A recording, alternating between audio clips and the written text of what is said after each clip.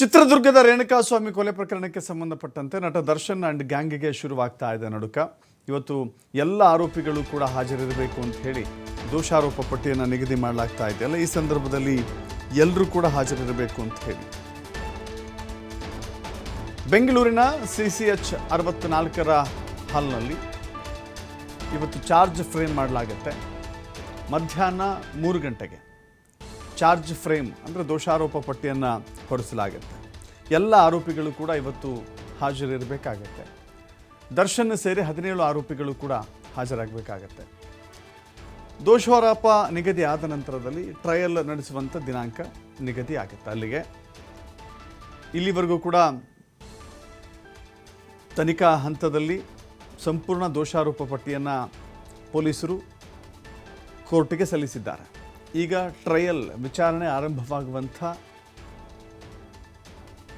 ದಿನಗಳಿವೆಲ್ಲವೂ ಕೂಡ.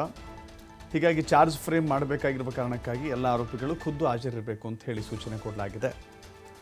17 ಆರೋಪಿಗಳು ಮುಖಾಮುಖಿ ಆಗ್ತಾರೆ ಇವತ್ತು. 17 ಆರೋಪಿಗಳ ಮುಂದೆಯೇ ಚಾರ್ಜ್ ಫ್ರೇಮ್ ಮಾಡಲಾಗುತ್ತೆ.